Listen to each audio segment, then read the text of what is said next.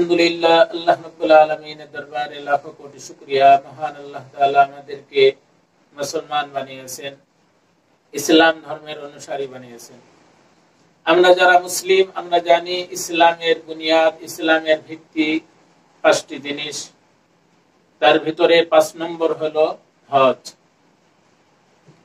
এই হজ 5 নম্বর হওয়ার একাধিক কারণ আছে। তার ভিতর থেকে একটি কারণ হলো যে হজ সর্বস্তরের মানুষের উপরে ফরজ হয় না। গরিব ধনী সকলের উপর ঈমান আনা ফরজ, নামাজ পড়া ফরজ, রোজা রাখা ফরজ, কিন্তু সর্বপ্রকারের মানুষের উপরে কিন্তু হজ ফরজ না। শুধু ধনীদের উপরে হজ ফরজ, গরিবদের উপরে হজ ফরজ হয় না। যার কারণে এটা 5 নম্বরে রাখা হয়েছে, বাকিগুলোকে প্রথম দিকে রাখা হয়েছে। আরেকটি কারণ হলো যে হজ এমন একটি বিধান, আল্লাহর প্রেমিকদের প্রেম নিবেদনের একমাত্র উত্তম মাধ্যম হলো হজ। এই হজ যারা আদায় করে তাদের অন্তরে আল্লাহর অগাধ ভালোবাসা থাকতে হয়। এটা 5 নম্বর হওয়ার কারণ আরেকটু সুন্দরভাবে বোঝার জন্য বলি যে একজন আল্লাহর বান্দা যখন আল্লাহ ও রাসূলের উপর ঈমান আনার পরে আল্লাহ তাআলা বলেন, তুমি নামাজ পড়ো, তুমি যে আমাকে রব বলে মেনে নিয়েছো, দেখে আমার হুকুম পালন করো কিনা। তখন নামাজের অর্ডার হয়। ইসলামের প্রথম ভিত্তি হলো ঈমান, দ্বিতীয় নম্বর হলো নামাজ। যখন নামাজ পালন করে, নামাজ আদায় করে, আল্লাহ তাআলা বলেন, দেখি আমার ওই বান্দার অন্তরে আমার হুকুমের কি পরিমাণ ভালোবাসা আর গুরুত্ব আছে। তখন আল্লাহ তাআলা বলেন যে তুমি আমার জন্য তোমার অর্থ ব্যয় করো, যাকাত প্রদান করো। আমরা অনেক সময় মনে করি নামাজের পরে ইসলামের দ্বিতীয় রুকন বা স্তম্ভ হলো রোজা মনে করি, কিন্তু আল্লাহর রাসূলের তরতিব অনুযায়ী 1 নম্বর ঈমান, 2 নম্বর নামাজ, 3 নম্বরে আকিমিস সালাতা ওয়া আতাউজ যাকাত, 3 নম্বর হলো যাকাত প্রদান করা। যে আমার প্রতি ঈমান এনেছো, দেখি আমার জন্য তোমার অর্থ ব্যয় হয় কিনা। যখন অর্থ ব্যয় করে ফেলে, আল্লাহ অর্ডার করে তুমি রোজা রাখো, আমার জন্য তুমি না খেয়ে থাকো। আল্লাহর বান্দাগণ না খেয়ে রোজা পালন করে।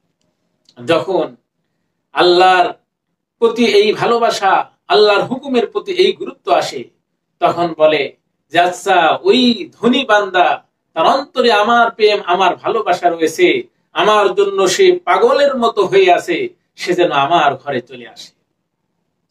সে ভালো পোশাক থাকা সত্ত্বেও ভালো পোশাককে পরিত্যাগ করে আল্লাহর হুকুম মানার জন্য সেলাইবিহীন ওই কাপড় পরে ইহরাম বেঁধে আল্লাহর ঘরের দিকে রওনা দেয়।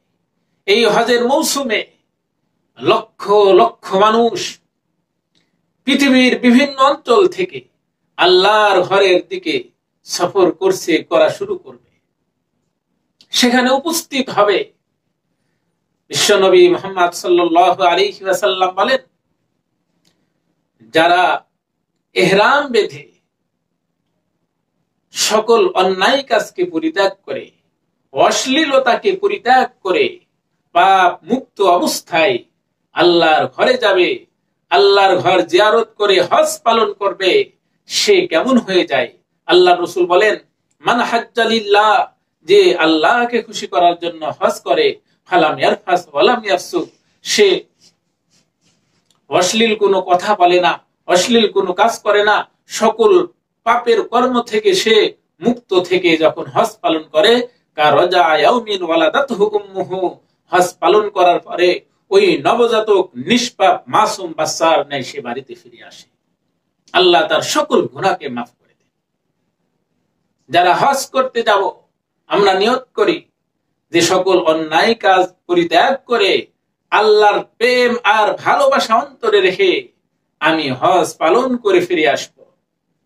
নবীর এই ঘোষণা অনুযায়ী আল্লাহ তাআলা হাজীদের সকল গুনাহকে মাফ করে দিবেন। বিশ্বনবী মুহাম্মদ সাল্লাল্লাহু আলাইহি ওয়াসাল্লাম অন্য এক হাদিসে বলেন, তাবিউ বাইনাল হজ্জ ওয়াল উমরা, তোমরা বারবার হজ আর উমরা করো। আমাদের দেশে অসংখ্য মানুষ কিন্তু আছে যাদের উপরে হজ ফরজ হয়েছে, ফরজ হওয়ার পরেও হজ করে না। চিন্তা করে হজ করতে গেলে ৩-৪ লক্ষ টাকা খরচ হয়ে যাবে, আমার মালিকানার থেকে টাকাগুলো চলে যাবে, আমি তো গরিব হয়ে যাব। বিশ্বনবী মুহাম্মদ সাল্লাল্লাহু আলাইহি ওয়াসাল্লাম 1400 বছর পূর্বে ঘোষণা দিয়েছেন, ফাইন্নাহুমা ইয়ানফিয়ানিল ফাকরা ওয়াজ যুনুবা, যে ব্যক্তি হজ করবে, উমরা করবে, বারবার হজ আর উমরা করবে, তার থেকে দরিদ্রতা বিদায় নেবে, সে গরিব হবে না। তার থেকে গুনাহগুলো জীবনের তরে বিদায় নেবে, সে গুনাহমুক্ত জীবন নিয়ে বাড়িতে ফিরে আসবে। আজ অসংখ্য মানুষ যাদের উপর হজ ফরজ হয়েছে, তারা দরিদ্রতার ভয়ে, শয়তানের ওয়াসওয়াসায় এই মহান বিধান থেকে বঞ্চিত। আল্লাহ তাআলা কুরআনে ঘোষণা দিয়েছেন কাদের উপরে হজ ফরজ। সূরা আলে ইমরানের ৯৭ নং আয়াতে আল্লাহ তাআলা বলেন, ওয়ালিল্লাহি আলান নাসি হজ্জুল বাইতি মান ইসতাতা ইলাইহি সাবিলা, যে ব্যক্তির পরিবারের খরচ, নিত্য প্রয়োজনীয় সমস্ত খরচ ব্যতীত আল্লাহর ঘর বাইতুল্লাহ পর্যন্ত পৌঁছানো, সেখানে যাওয়া আসা এবং হজ পালনরত অবস্থার যে খরচ, সেই খরচ বহন করার মতো আর্থিক সক্ষমতা যদি কারোর থাকে, তার উপরে হজ ফরজ। খেয়াল রাখতে হবে, পরিবারের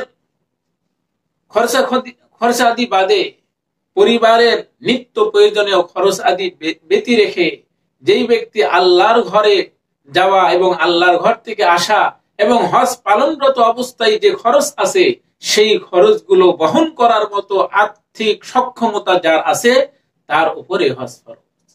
হজ জীবনে একবার ফরজ। এছাড়া কেউ যদি আরেকবার হজ করে বারবার, সেগুলো নফল হবে, বা উমরা করে বারবার নফল উমরা করলেও আল্লাহর রাসূল ঘোষণা দিয়েছেন, তাবিউ বাইনাল হজ্জ ওয়াল উমরা, তোমরা বারবার হজ উমরা করো, ফাইন্নাহুমা ইয়ানফিয়ানিল ফাকরা ওয়াজ যুনুবা, কেননা হজ ও উমরার মাধ্যমে দরিদ্রতা বিদায় নেয়। আর শয়তান ধনীদের অন্তরে ওয়াসওয়াসা দেয় যে তুমি হজ করতে যাচ্ছ, তোমার মালিকানার থেকে লক্ষ লক্ষ টাকা হাতছাড়া হয়ে যাবে। যারা হজ ফরজ হওয়ার পরেও হজ করে না, বিশ্বনবী মুহাম্মদ সাল্লাল্লাহু আলাইহি ওয়াসাল্লাম তাদের জন্য কঠিন সাবধান বানিয়ে দিয়েছে।